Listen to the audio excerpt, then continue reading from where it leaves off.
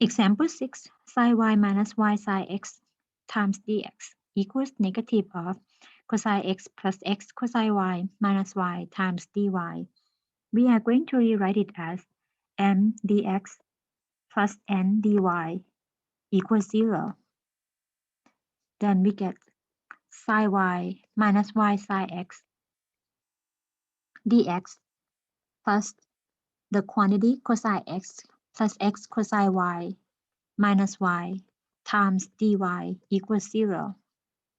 Therefore, the m is sin y minus y sin x, and n is cosine x plus x cosine y minus y. To check whether it's exact or not, the partial derivative of the m with respect to y will give us the cosine of y minus the sine x, and the partial n with respect to x would be negative sine x plus the cosine y. They equal. Therefore, this is the exact equation. Next, we are going to find the solution.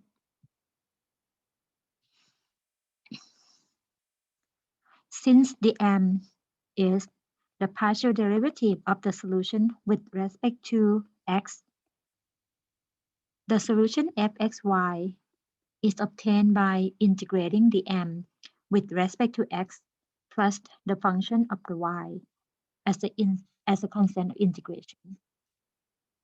Our solution will be from integral of the m, which is sine of y minus y sine x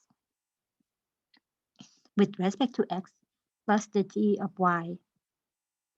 Antiderivative of sine y with respect to x gives us x times sine y.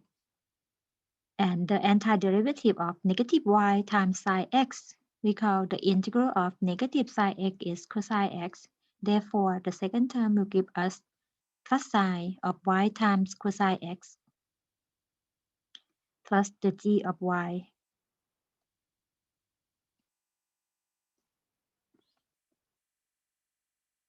And then we're gonna let n be the partial derivative of this solution that we just got with respect to y. From the problem, the expression n is the cosine x plus x cosine y minus y, and the partial derivative of the function, the solution function x sine y plus y cosine x plus the g at y with respect to y will give us x times cosine of the y plus the cosine x plus the g prime of y. And the left hand side, which is the expression of the n in the form of cosine x plus x cosine y minus y. The left expression equals the right expression by the definition. So x times cosine y will be reduced, will be cancelled. Cosine x and cosine x will be cancelled.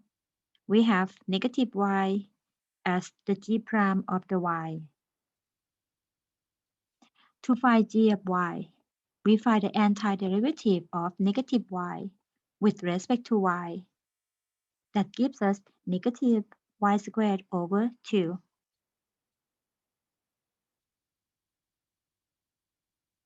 And then we get the general solution as fxy equals c in the form of x times sine y plus y times cosine x plus the gy, which is negative y squared over 2, equals the constant c. This is the general solution. The problem gives you the initial condition, which is y at 0 equals negative 1, or as x equals 0, y equals negative 1. We use this condition to find the constant c. 0 times sine of negative 1 plus negative 1 times cosine of 0 minus negative 1 squared over 2 equals c. 0 times sine is 0. The cosine at 0 is -1. So we get -1 times -1 to +1. Oh, cosine at 0 is +1, sorry, +1.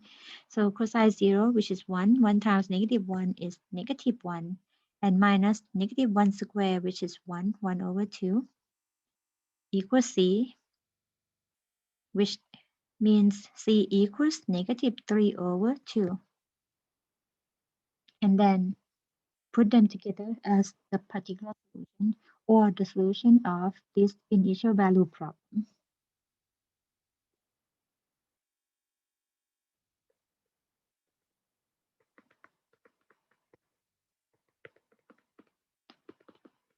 Is in the form of x sine y plus y times cosine x minus y squared over 2 equals -3/2.